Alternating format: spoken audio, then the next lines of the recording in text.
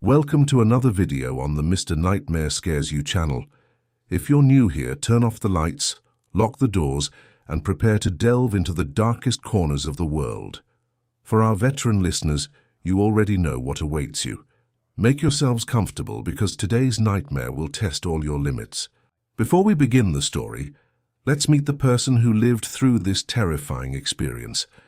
James, 29, from Los Angeles, shared this story that will change the way you see the night and the desolate places in this country. There are places in the world that simply weren't made for human presence. Death Valley in California is one of those places. It's a vast ocean of dust, jagged rocks, and a heat that seems intent on crushing your soul. I've always been a nature enthusiast, an experienced hiker who'd traversed challenging trails throughout the state, but there was something different in the air of that valley, a heavy, ancient, and terribly hostile energy. The silence in that place isn't peaceful. It's a predatory silence.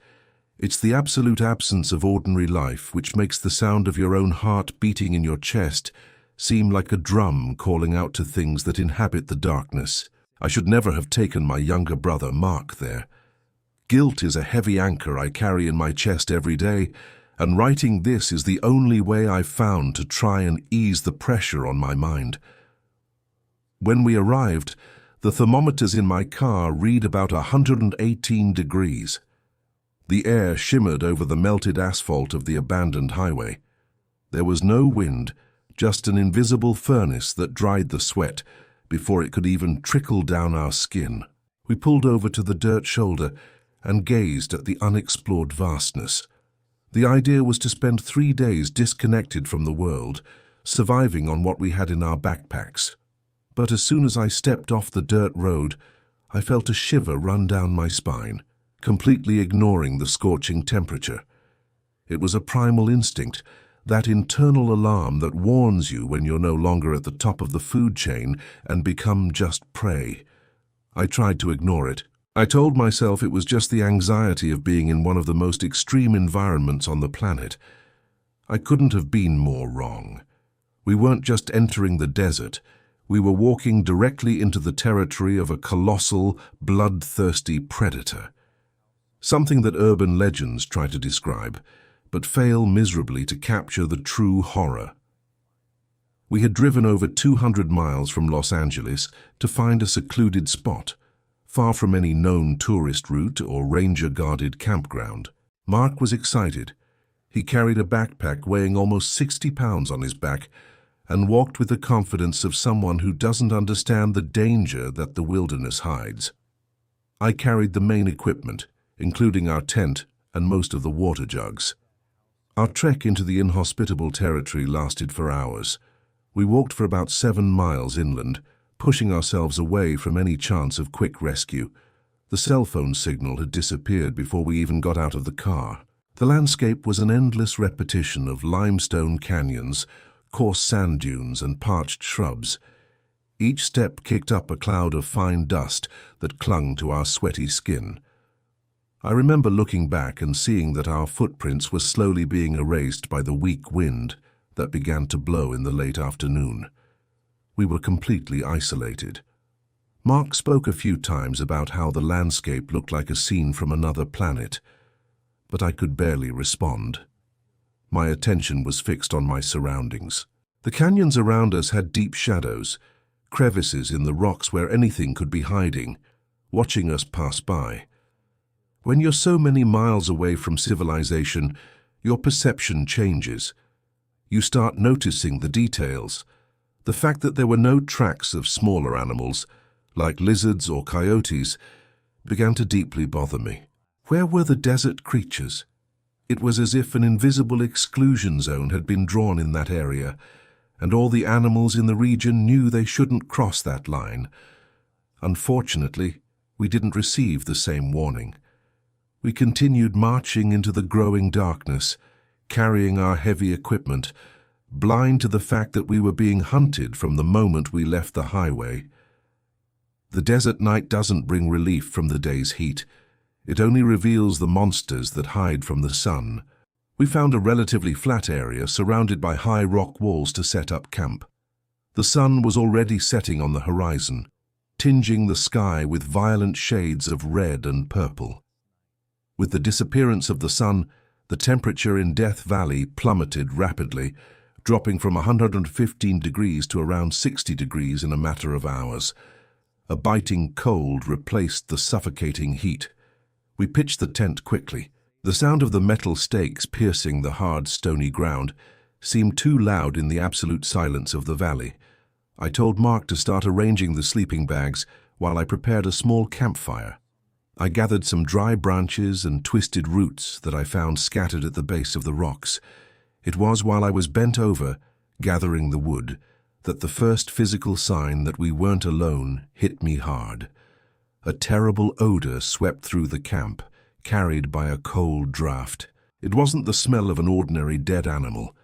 It was a repugnant mixture of advanced decaying flesh, sulfur, and the pungent smell of a wet dog that hadn't been washed in years. The smell was so thick and overwhelming that my eyes immediately began to water. My stomach churned and I had to cover my mouth and nose with the sleeve of my flannel shirt. I stood up quickly, looking in all directions. Darkness had already swallowed the canyons, and the light from our small newly lit campfire barely illuminated a 20-foot radius around us. The rest was utter darkness. Mark emerged from the tent coughing, asking what that horrible smell was. I told him to stay near the fire and not stray. I grabbed my high-powered flashlight, capable of illuminating almost 300 feet away, and began sweeping the edges of the camp with its beam of white light. The smell was getting stronger, permeating the air, making it difficult even to breathe. Something gigantic was approaching through the darkness, carrying with it the pure essence of death. It was then that the beam of my flashlight caught something on the crest of a rock formation, about 150 feet from where we were. At first, my mind tried to rationalize the sight. The human brain desperately tries to fit the inexplicable into known categories to avoid panic. I thought it might be a distorted shadow, or perhaps an illusion caused by extreme fatigue from the hike. But the creature moved, and all rationality crumbled. The figure was crouched on the rock, but even in that position, it was absolutely gigantic. Its shoulders were broad, disproportionate, covered in thick, dark fur, matted with dirt. The beam of light struck its eyes directly, and the response was an amber glint, reflecting the light back at me with a wicked, predatory intelligence. It wasn't a coyote, it wasn't a mountain lion, and it definitely wasn't a bear, as those animals don't inhabit the dry depths of Death Valley. Suddenly the thing rose. My blood ran cold. It stood on two muscular legs, ending in paw-like feet equipped with thick claws that scraped the stone. It continued to rise, unfolding its colossal body until it reached a height I estimate to be at least 8, maybe 9 feet tall.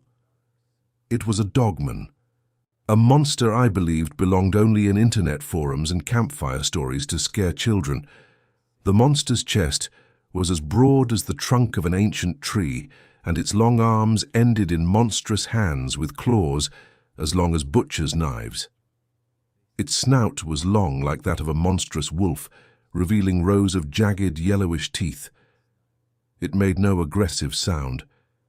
It simply stood there, perfectly balanced on its hind legs, staring directly at us, studying us with terrifying coldness. It knew we had nowhere to run. It knew we were slow, weak, and surrounded by miles of unforgiving wilderness.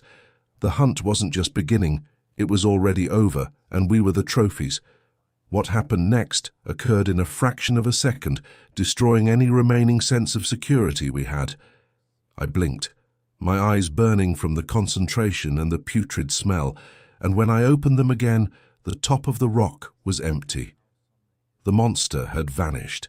Before I could move the flashlight or shout for my brother, a tremendous impact shook the ground just behind our tent, less than 30 feet away from us. He had leaped from the top of the rock formation directly onto the sand of our campsite, and he did so with a speed that defied the laws of physics for a creature of that colossal size. The sound of heavy footsteps sinking into the soft sand echoed right behind Mark. I saw utter panic distort my younger brother's face. He tried to turn, tried to run toward me, but his muscles simply locked under the weight of pure terror. The Dogman lunged toward the campfire light, revealing its grotesque form in repulsive detail. Its fur was stained with something dark, and its breathing was heavy, expelling jets of hot air that condensed in the cold desert night air. Without hesitation, without showing any effort, the monster stretched one of its monstrous arms toward Mark. I screamed with all the strength in my lungs, throwing the heavy flashlight directly at the creature's head. The metal flashlight struck its snout, but the beast barely recoiled. The monster's head merely jerked sideways, its amber eyes fixed on me with insane fury. The next second, the enormous clawed hand closed around Mark's arm and part of his torso. The brutal power of the impact lifted my brother off the ground as if he weighed no more than a rag doll. Mark tried to scream, but the sound was muffled by the speed with which the monster pulled him close to its formidable chest. The nightmare had surpassed the limits of darkness and was now tearing through our reality violently and mercilessly. I was watching my own blood being taken by a living demon, and the night was only beginning. To see a loved one captured by a force of nature impossible to comprehend is something that breaks the human mind. When the monster grabbed Mark, the visual impact was so violent that my brain simply refused to process the scene for a brief instant. The creature held my brother under its arm, with the same ease with which a grown man would carry a small backpack. Mark struggled frantically, his fists pounding against the predator's broad, hairy back, but his blows had absolutely no effect. The beast didn't even flinch. Instead, the Dogman turned its back to the light of our campfire and shot into the deep darkness of the desert, initially moving on two legs with an agility that defied its colossal weight of possibly over 600 pounds. I threw myself to the ground, groping through the cold sand for the heavy metal flashlight I had hurled at its snout moments before. When my fingers gripped the aluminum handle, I stood up and pointed the flickering beam of light in the direction they had vanished. I managed to catch one last glimpse of the nightmare. About 80 feet away, the monster crouched, then began to run on all fours. Its speed tripled. With each leap, it covered dozens of feet, kicking up clouds of thick dust and gravel. In a matter of seconds, it was swallowed by the shadows of the limestone canyon, taking my brother into the black heart of Death Valley. The silence returned abruptly and crushingly, broken only by my own panting breath and the sound of the biting wind that now blew through the rock formations. The initial shock gave way to a wave of pure, corrosive adrenaline. Reason screamed at me to run in the opposite direction, to walk the 7 miles back to the highway and beg for help. But brotherly instinct prevailed. I couldn't abandon Mark to the clutches of that abomination. I didn't know what a Dogman did to its victims, but the smell of death that accompanied it made it clear there would be no mercy.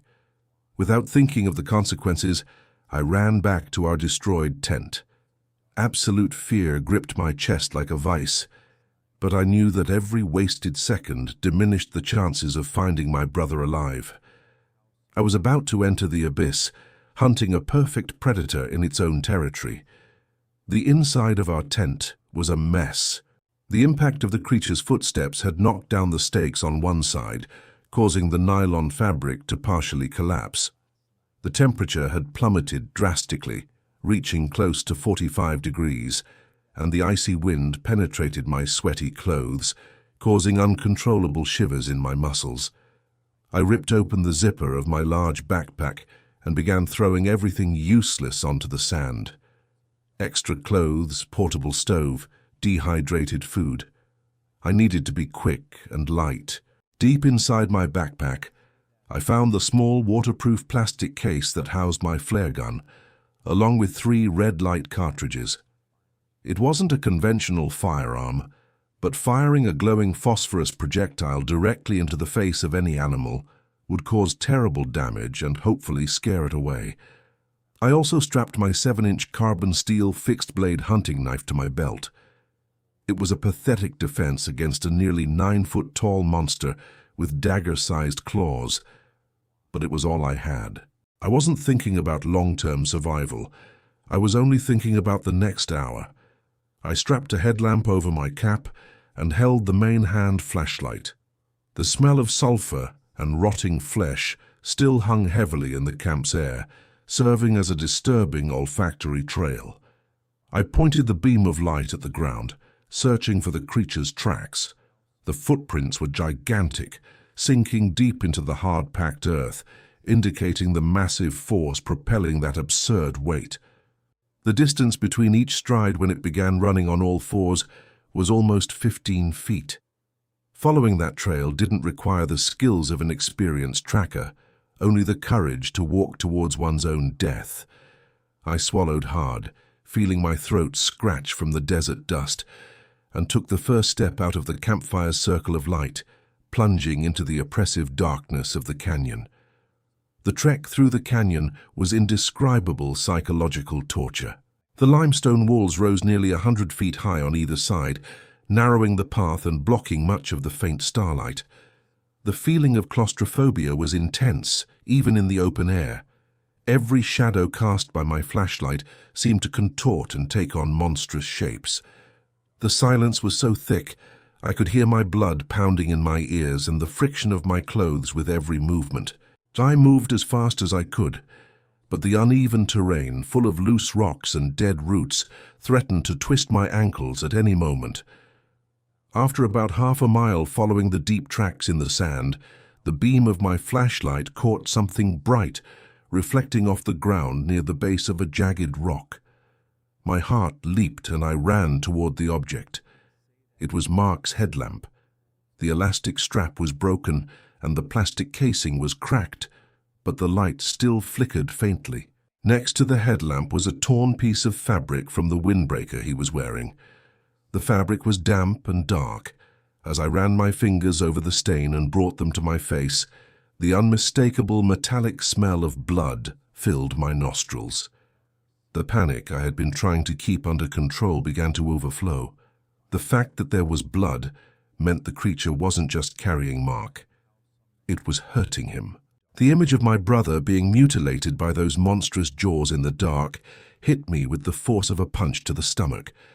I knelt on the cold sand, feeling the hot tears of despair stream down my face and mingle with the dust.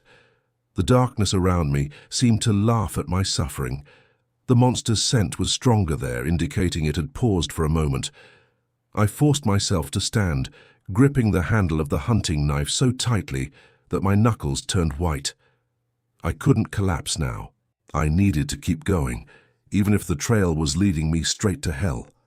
I continued pushing through the winding curves of the canyon, completely losing all sense of time and direction. I must have walked more than 2 miles from the campsite. The terrain began to rise, making the hike more exhausting. It was then that the psychological terror reached a level I never thought possible. Through the darkness and the cold wind, I heard a sound that froze my soul. It was Mark's voice. He was calling my name weakly and haltingly, pleading for help. The voice echoed off the stone walls, making it impossible to determine the exact direction from which it came. The problem was that the voice sounded distorted, metallic, and strangely rhythmic. It didn't sound like the voice of a human being in agony, but rather a macabre recording playing on a broken record. Urban legend about dogmen and other ancient creatures says they are capable of mimicking human voices to lure their prey into traps, but experiencing this in real life completely shatters your sense of reality. The creature was taunting me. It knew I was following it, knew I was armed only with desperation, and was using the love I felt for my brother to drag me into a labyrinth of rocks from which I would never escape. I stopped walking and turned off my flashlight, plunging into total darkness so as not to reveal my position. The cold, around 40 degrees, penetrated my bones, but the cold sweat of fear trickled down my forehead. The sound of Mark's voice stopped abruptly. Absolute silence returned, and then I heard the sound of gravel being crushed above me, not in front of me, but at the top of the canyon wall, about 60 feet high. The thing was no longer running in front of me. It had climbed the rocks with demonic agility and was now watching me from above, circling my position. I had officially become the prey, and the predator was toying with its food before the kill. With my flashlight still off, I began to retreat slowly, trying not to make a sound. Each careful step backward seemed to last an eternity. The weight of the darkness was suffocating. I knew that if I turned on the light, I would reveal my exact position to the monstrosity above me, but remaining in the dark meant being blind to the impending attack. The smell of decay and sulfur descended from the top of the canyon like a toxic fog, warning me that the creature was approaching the edge. I decided to risk everything. I turned on my flashlight and frantically pointed the beam at the top of the rock face. For a split second, the light revealed the massive silhouette of the Dogman crouching on the edge of the precipice, his eyes gleaming intensely in the darkness before he moved backward, disappearing from sight with impossible speed. I took advantage of his distraction and began to run wildly along the bottom of the canyon, ignoring the pain in my lungs and the loose rocks that cut my hiking boots. I just needed to find a safe place, a narrow space where that mountain of muscle couldn't get in. After running for several hundred feet, the rocky corridor suddenly opened into a wide circular basin, completely surrounded by nearly vertical rock walls. There was no way out. I was trapped. But as I swept the bottom of the basin with my flashlight, the light revealed a massive crack at the base of one of the walls. It was the entrance to a deep cave, a black, jagged hole measuring about 15 feet high by 10 feet wide. The ground around the entrance was covered with thousands of white, jagged fragments. As I approached terrified, I realized what they were. Bones. Hundreds of dry bones scattered across the sand. The smell emanating from within that crevice was the concentrated odor of death. That was where the monster lived, and that was where it had taken my brother. Standing still before that crevice in the rock was the hardest decision of my life. The cave entrance looked like an open wound at the base of the mountain, exhaling a stale, hot air that contrasted sharply with the 40-degree cold of the desert outside. The odor emanating from that darkness was indescribable, a thick fog of sulfur, animal urine and rotting human flesh that assaulted my lungs with every breath.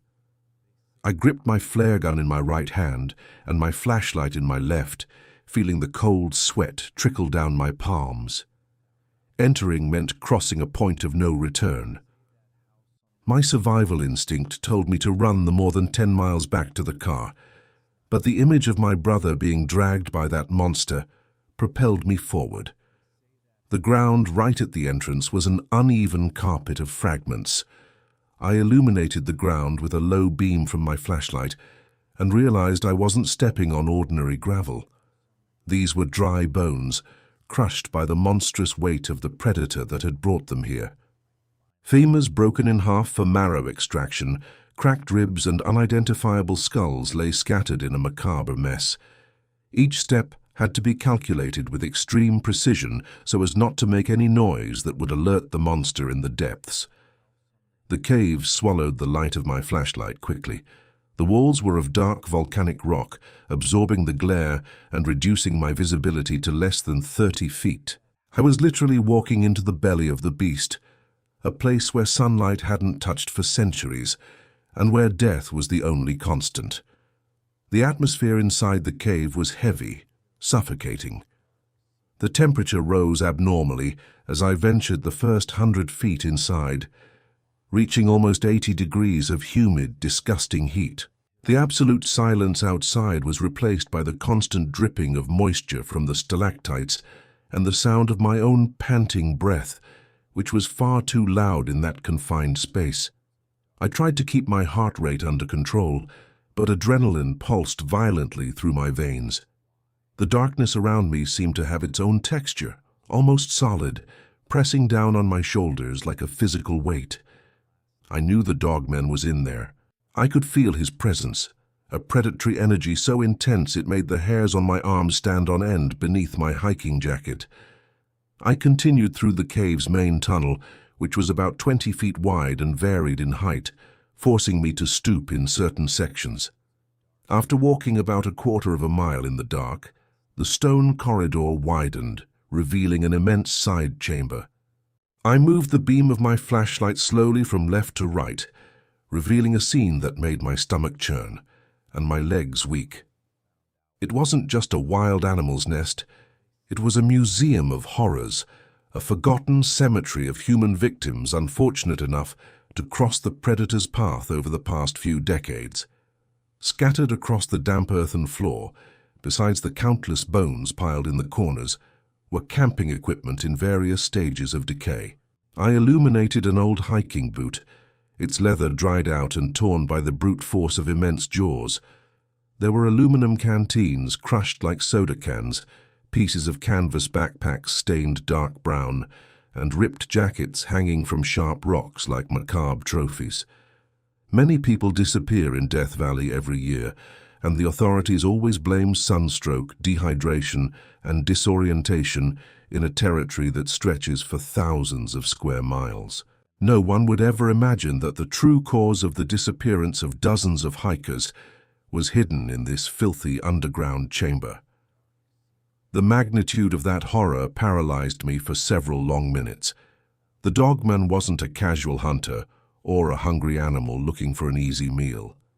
He was a highly efficient killer, a top predator who used the vastness of the desert as his private hunting ground, dragging his prey back to this safe abyss where no one would ever find them. Seeing those old belongings mixed with more modern objects made me realize that this monster, or its lineage, had inhabited this region for a long time. Despair began to aggressively take over my mind. If experienced, armed, and prepared people couldn't survive this demon, what were my chances with a 7-inch hunting knife and a plastic flare gun? The answer was cruel and obvious, but I refused to accept it, forcing my feet to keep walking. I left the Chamber of Horrors behind and returned to the main tunnel, descending further into the bowels of the mountain. The slope became steep, requiring me to hold onto the rough, damp walls to avoid slipping on the dark, fetid, slime-covered floor. It was then that, about 50 feet ahead of me, the beam of light caught something that stood out in the monochromatic darkness of the cave. It was a vibrant color, a bright blue that didn't belong in that environment. I quickened my pace, my heart pounding against my ribs, and knelt before the object. It was Mark's backpack. The aluminum frame of the backpack, built to withstand over 60 pounds of weight and strong impacts, was completely contorted, bent in half with unbelievable force. The reinforced fabric had been ripped from end to end by claws that acted like gigantic razors, scattering my brother's belongings across the ground. Clothes, protein bars, and first aid equipment were mixed with dirt and mud. Next to the destroyed backpack, I found the cap he had been wearing, soaked in a pool of fresh blood that hadn't yet dried on the hot, stuffy cave floor. The terror that gripped me at that moment was absolute, an overwhelming wave of panic that blurred my vision and made me gasp for air. I clutched the bloodied cap in trembling hands, desperately fighting the urge to scream his name. The monster had stopped there to remove Mark's heavy backpack before dragging him to the deepest part of its lair. This meant I was very close. I immediately switched off the flashlight, plunging the tunnel into total darkness, fearing the light would lure the Dogman back to that area. I crouched in the dark for an eternity, holding my breath, trying to catch any sound coming from the depths. The tension was so thick I could feel it pressing on my eardrums. So after a few minutes of sepulchral silence, I switched the light back on at the dimmest setting and continued my descent. From there, the hunt became a dangerous game of cat and mouse in a labyrinth where any mistake would cost me my life. The main tunnel began to narrow alarmingly, forcing me to abandon my normal walking pattern. The ceiling plummeted rapidly, dropping from over 15 feet to just 5 feet high, and the walls closed in laterally, leaving a space barely 40 inches wide. I was forced to bend almost halfway down to get through, dragging my heavy equipment against the limestone and volcanic rock that tore at the sleeves of my jacket. A feeling of claustrophobia assaulted my psyche with full force. Being confined in that stone tube, dozens of feet below the scorching desert floor, knowing that a gigantic predator was right ahead, was unparalleled torture. The humid heat intensified considerably in that cramped space, probably reaching over 90 degrees. The air was thin and incredibly dense, heavy with the concentrated smell of sulfur and decaying organic matter. Sweat poured copiously from my eyes, burning and impairing my limited vision. I couldn't use the flashlight effectively because the nearby walls reflected the light back into my face, constantly blinding me. My greatest fear in that narrow corridor wasn't just encountering the creature head-on, but the realization that if the Dogman decided to return that way, I wouldn't have room to turn, run, or even use my signal pistol. I would literally be crushed against the stone by the beast's claws and jaws before I could even raise my hands in defense. I slowly advanced for over 200 feet in that agonizing way, moving inch by inch, testing the ground with the tip of my boot before putting my weight down so as not to stumble or make any noise. Every second, my mind projected terrible images of what I would find at the end of the tunnel. The muscle tension was unbearable. My legs and back burned from the hunched posture, but adrenaline and fear wouldn't allow exhaustion to overcome me. The oxygen seemed increasingly thin, making breathing difficult and causing a slight dizziness. I knew I needed to get out of that confinement as quickly as possible, or I would suffocate from the poisonous air before the monster even had a chance to tear me apart. After what seemed like hours of agony inside that cramped passage, the tunnel finally opened abruptly, plunging me into a colossal chamber that appeared to be the black heart of the entire cave complex. I crawled out of the narrow corridor and pressed my body against a damp stone sidewall, instantly switching off my flashlight. The darkness there was absolute, but the air moved differently, indicating that the ceiling of that cave must have been over 40 feet high. The smell of decay was so physical, so dense, that it seemed to coat my face and invade my pores. I stood absolutely still, gripping the rough handle of the flare gun until my knuckles ached severely. It was then that a sound cut through the quiet of the cave, a damp, heavy noise that sent shivers down my spine. It was the sound of flesh being torn and bones breaking under absurd pressure. The noise echoed from the depths of that immense chamber, reverberating off the stones in a distorted and terrifying way. I swallowed hard, fearing the worst possible scenario. Slowly, with my hands trembling uncontrollably, I positioned the flashlight over my right hand, which held the weapon, and activated the power button at its lowest setting, a weak beam that cut through the low shadows on the ground. The beam revealed enormous natural stone pillars and pools of dark liquid on the ground, but when I moved the light about 100 feet forward, the darkness revealed its demon. In the center of a higher area of the chamber, the Dogman knelt, his back to me. Even crouched, his monstrous shoulders covered in matted black fur were almost as tall as me. The dense musculature of his back contracted with each abrupt movement of his massive arms, which plunged into a pile of remains hidden by the shadow of his own body. Claws tore through something with brutal ease, while deep hoarse breaths escaped the beast's snout. I was less than 40 meters from incarnate hell, observing the ultimate predator at his most vulnerable and savage, while my sanity threatened to shatter definitively before the nightmare unfolding before me. The tension had reached its limit, and the inevitable confrontation was about to begin. Absolute horror has a texture and oppressive weight that crushes sanity. Watching that colossal monster from behind, tearing something apart in the center of the cave, left me completely paralyzed against the cold stone wall. I forced my eyes to adjust to the dim light, desperately trying to identify what the creature was devouring. My mind begged that it wasn't Mark, praying to whatever higher power my brother was still alive. I moved the beam of my flashlight a few inches to the right, illuminating the periphery of the monster's feeding area. The limestone floor was stained with a thick red trail. It was then that the light revealed a hiking boot identical to Mark's, attached to a motionless leg lying behind a rock formation about 30 feet away from the predator. Mark was there. He wasn't being devoured at that moment, but he seemed unconscious or worse, sprawled on the ground like a piece of meat saved for later. The creature was busy with another victim, probably a large desert animal or the remains of an unfortunate hiker who had been captured weeks before. The sight of my brother lying in the filthy mud, so close to incarnate death, shattered the paralysis of fear that gripped me.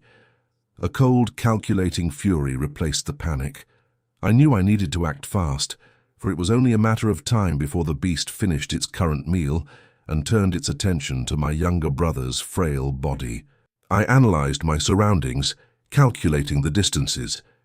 The ceiling there reached almost 40 feet high, offering ample room for the monster to leap and tear me apart. I was about 40 meters away from it, armed with a plastic flare gun and a 7-inch bladed knife. The chances of success were mathematically zero. I needed a clean angle. I needed to approach without alerting the Dogman's keen senses. I slid my body along the rough wall of the cave, moving at an agonizingly slow pace. Each step required me to test the ground to ensure that no loose bone fragments would give away my position. The heat of over 90 degrees inside the chamber made my sweat run down to my eyes, burning terribly, but I didn't dare blink or look away from the monster. I covered about 15 feet in agonizing silence, positioning myself behind a massive stone pillar that would give me minimal cover. The hunt had reached its point of no return, and the rock walls would witness the final showdown.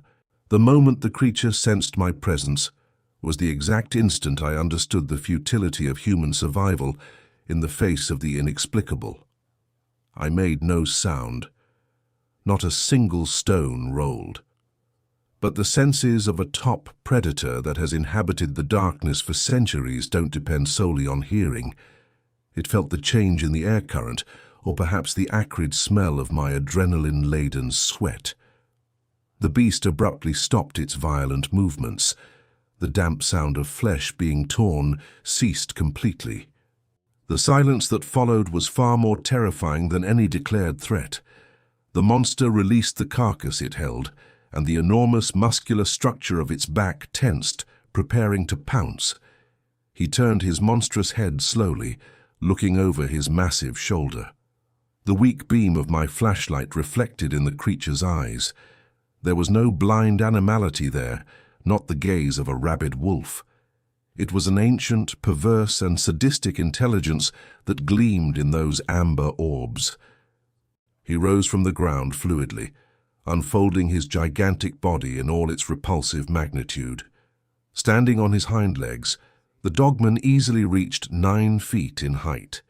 His chest was as wide as the back of a pickup truck, covered in dark fur that smelled of stagnant death and trampled blood. His arms extended past his knees, ending in hands that sported curved yellowish claws at least 5 inches long. The air seemed to freeze in my lungs. The monster turned its entire body toward me, revealing its elongated snout, stained a recent dark red.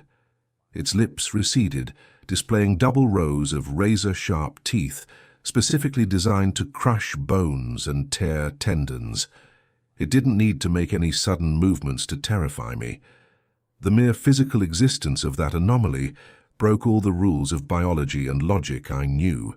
It took a single step forward, and the earth beneath its feet seemed to give way under an absurd weight, perhaps close to 800 pounds of pure muscle.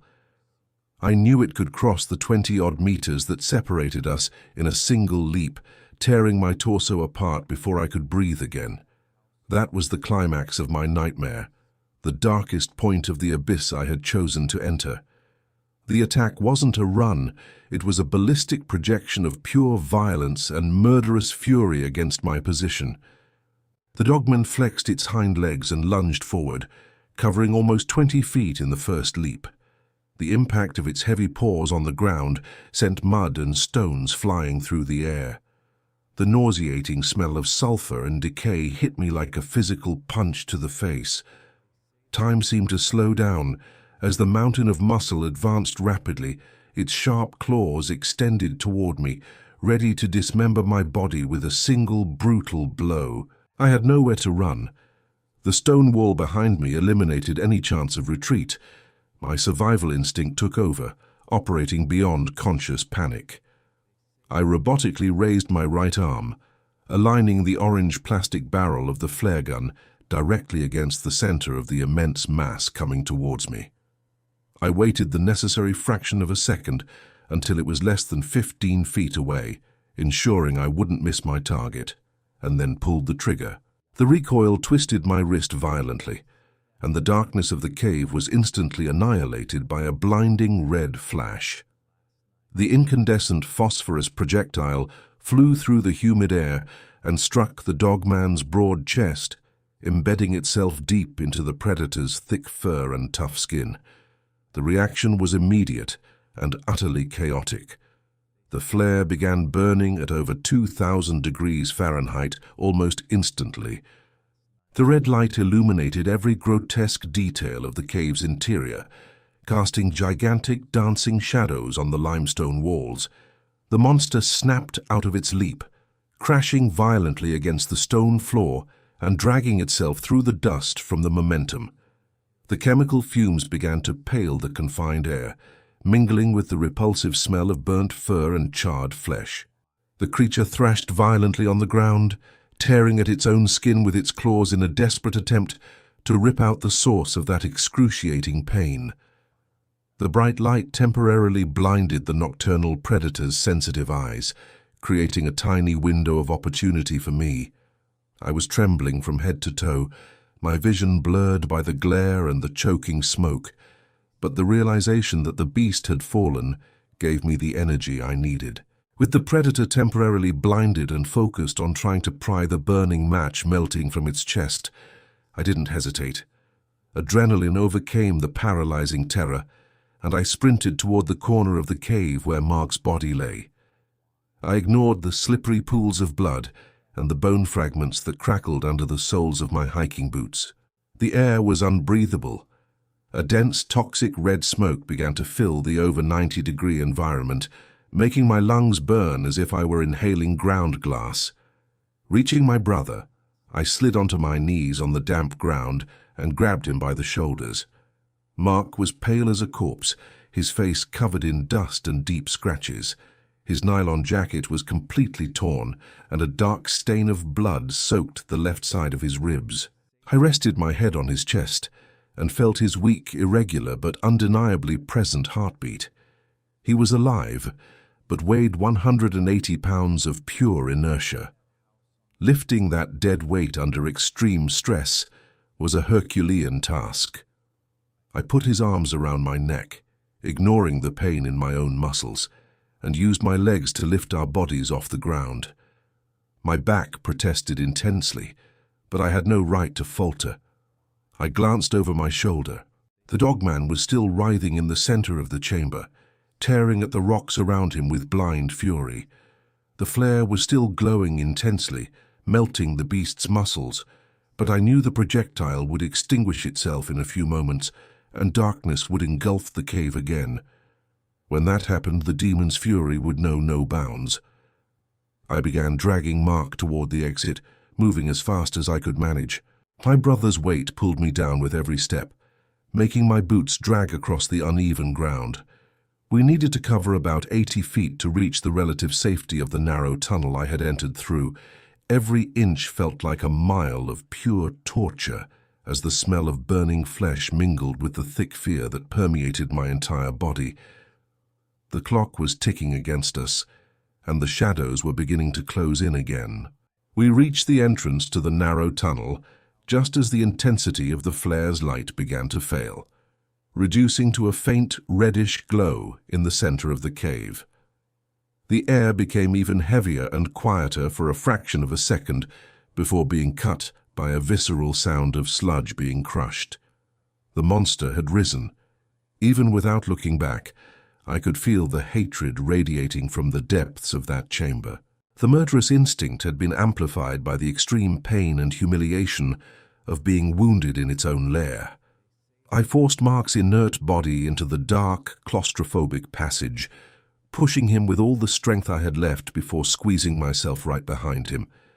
The tunnel, which measured just over 40 inches wide, forced me into a hunched and highly uncomfortable position, pulling my brother's body by the collar of his tattered jacket. The rough walls tore at my shoulders and caught my clothes with every abrupt backward movement. Immediately after we entered the stone confinement, the brutal impact of Dogman's body colliding with the entrance of the passage made the entire geological structure around us tremble violently. He was simply too big, with shoulders too broad to fit through the initial crevice, but his fury prevented him from accepting defeat. Less than 5 feet from me, massive claws tore at the edges of the limestone rock, attempting to widen the tunnel. Sharp chunks of rock flew in all directions, striking my face and arms in shallow, painful cuts. The predator's elongated snout tried to squeeze through the opening, spreading a dark, bloody foam across the ground and exhaling the concentrated odor of death inches from my nose. The creature's panting, wet breath echoed in the narrow passage, creating an atmosphere of psychological terror that threatened to paralyze my limbs. I pulled Mark relentlessly, sliding backward into the mud, knowing that if the beast managed to break through that entrance just enough to squeeze a single long arm through, we would be ripped from there and dismembered in the deep shadows of Death Valley. Our fight now was against the very limits of the mountain's resilience. The fury of the predator trapped at the tunnel entrance generated a shockwave that reverberated throughout the stone structure, causing thick dust to fall from the low ceiling directly into my eyes. The confined 40-inch wide space became our only momentary salvation, a geological shield against the 5-inch claws that desperately tried to widen the gap. I pulled Mark by the collar of his jacket, dragging the 180-pound weight of my brother's inert body across the damp, uneven stones of the passageway floor. With each exhausting pull backward, my shoulders scraped violently against the limestone walls, creating painful cuts that burned beneath the torn fabric of my clothing. But the physical pain was completely eclipsed by the absolute need for survival. The beast continued to pound the rough stone just behind us, in a display of irrational strength that threatened to collapse the cave ceiling on our heads. The darkness inside the tunnel was almost palpable, illuminated only by the occasional sparks caused by the friction of the monstrous claws against the volcanic rock at the entrance. The smell of sulfur and burnt organic matter emanating from the monster invaded my lungs with each desperate breath. I didn't dare turn on my flashlight again, fearing that any beam of light might somehow guide the predator or enrage it even more. I simply continued the repetitive and agonizing movement of pulling Mark, crawling backward inch by inch, feeling my muscles burn from lack of oxygen and the extreme effort. The humidity, which was close to 80 degrees, made sweat run down my face and mix with the blood from the scratches, partially blinding me and making the escape even more torturous. After covering about 200 feet of that crawling form, the space around us finally began to expand. The ceiling rose and the walls receded, allowing me to stand and breathe some slightly less stale air. We had returned to the middle chamber, the forgotten bone graveyard where the monster kept the carcasses of its previous prey. The sound of the creature's insane blows against the rock now sounded muffled, distant, indicating that the mountain had withstood its fury and the tunnel remained impassable to its colossal size. I lifted Mark's body again, wrapping his arms around my neck, and began to navigate the macabre carpet of whitish fragments, walking towards the main fissure that would lead us back to the surface. The hunt was not yet over, but we had escaped the throat of the abyss. The final trek out of the cave complex was a test of mental and physical endurance that demanded everything I had. When we finally reached the enormous crevice that served as the main entrance to the lair, the temperature shock was immediate. We left behind the repulsive, humid heat of the depths and were greeted by the cold desert air, which still registered around 45 degrees in the final hours of the early morning. The biting wind swept across my face, carrying away the fine dust and gradually cleansing the smell of death that had permeated our bodies. I dragged Mark out of the circular basin surrounded by rocks and leaned my back against the cold canyon wall, allowing myself to collapse to the ground for a brief and precious minute. I looked up and realized that the night sky, once a sea of absolute darkness, was beginning to take on a dark blue hue at the edges of the eastern horizon. Dawn was approaching Death Valley. This sight brought immeasurable relief to my shattered mind. Top predators that rely on ambushes and the element of surprise, like the colossal monster that inhabited those caves, generally avoid direct sunlight and the high temperatures of the day, preferring the safety and total dominance of the shadows. Sunlight would be our invisible shield, our only guarantee that we wouldn't be hunted down into the open canyon. The nearly 9-foot-tall creature would remain trapped in its subterranean labyrinth to tend to its own festering wounds, and we would have a small window of time to escape. However, the morning light also cruelly and meticulously revealed the true gravity of our situation. The incipient light exposed my brother's pale, dirt-covered face, as well as the extensive red stain that darkened the entire left flank of his hiking jacket. The monster's claws hadn't pierced vital organs, but they had caused cuts deep enough to result in substantial blood loss.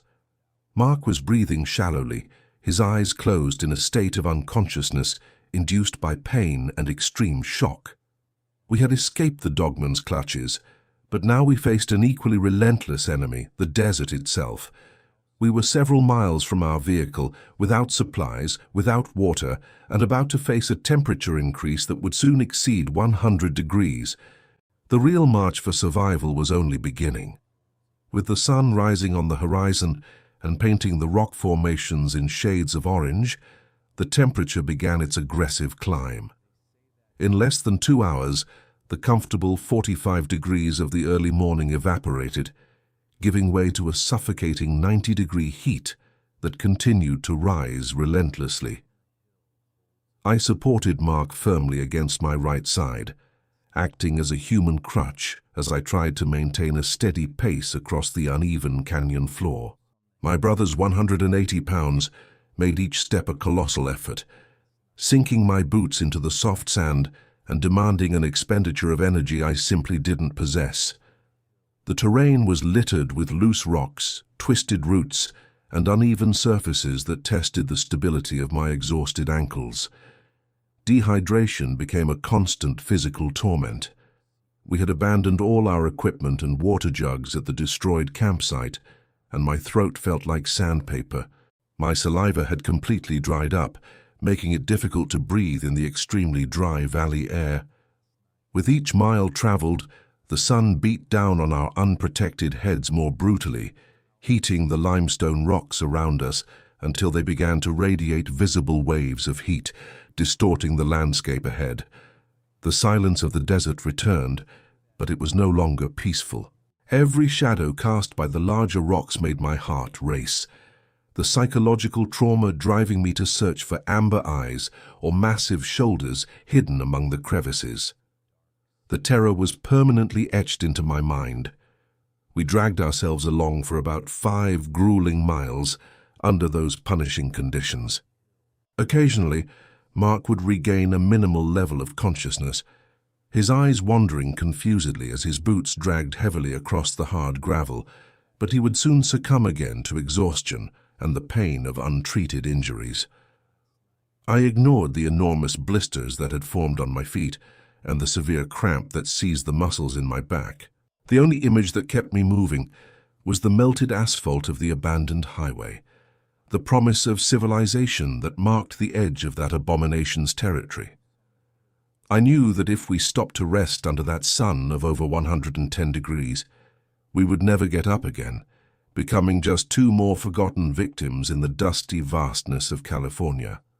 The highway appeared on the horizon like a shimmering mirage through the heat waves emanating from the arid soil of Death Valley. When my feet finally traded the fine sand and loose stones for the hot, hard asphalt, I couldn't hold back the tears of relief that mingled with the dirt and sweat accumulated on my face. We had covered more than 7 miles in conditions that should have been fatal, sustained only by residual adrenaline and the dread of being dragged back into the darkness. The imaginary thermometer must have been reading close to 115 degrees at that moment, and the soles of our hiking boots seemed to melt against the ancient pavement of the isolated road. We collapsed onto the dirt shoulder, completely devoid of the ability to take another step. Rescue arrived in the unlikely form of an old road maintenance truck that was cruising down that forgotten road. The sound of the heavy engine approaching along the asphalt was the most beautiful melody I had ever heard in my entire life. The driver, an older man with sun-weathered skin and a wary look, braked sharply when he saw our deplorable condition on the side of the road. His shocked expression as he examined Mark's torn clothes, dark stains of dried blood, and deep cuts on his torso clearly demonstrated the gravity of the situation. He asked no questions. He helped me place my brother's semi-conscious body in the back seat of the refrigerated vehicle, handed me a bottle of warm water, which I drank desperately, and floored the accelerator, driving us definitively away from that cursed valley towards the nearest hospital, located dozens of miles away. In the sterile and safe environment of the neighboring small town's emergency room, official reality began to replace the absolute horror we had experienced. Doctors treated Mark's wounds, applying stitches and strong antibiotics to prevent infection from the filthy claws, diagnosing the case as an atypical attack by a disoriented large feline. Local authorities noted my account, but skeptical glances made it clear they attributed the story of the 9-foot-tall giant monster to the severe effects of sunstroke, extreme heat exhaustion, and severe dehydration. I didn't insist. I didn't try to prove the existence of the nightmare, because I knew that certain truths are too great, too terrible to be understood by people who have never faced the abyss up close. The monster was real, the bones in the cave were real, but they would remain a secret protected by the brutality of the desert. 2 years have passed since that nighttime expedition to Death Valley, but the weight of those hours confined deep underground still shapes every aspect of our lives. Mark has recovered physically after long months of physiotherapy, the deep scars on his left flank serving as a permanent reminder of the immense strength that had suspended him in the air. However, the mental wounds are incurable. He has completely abandoned his love of camping and nature, developing a paralyzing fear of the dark that compels him to keep lights on in every room of his house at night. My younger brother carries the silence of someone who has seen the hidden workings of the world and realized how fragile we truly are. For me, the consequence was a constant and unbearable hypervigilance. Life in urban California has lost its sense of security. Every time I walk near a denser wooded area or look at the mountains surrounding the city through the window of my safe apartment, I don't see beautiful landscapes or opportunities for adventure. I see vast unmapped territories, perfect hiding places for ancient predators that science refuses to catalogue.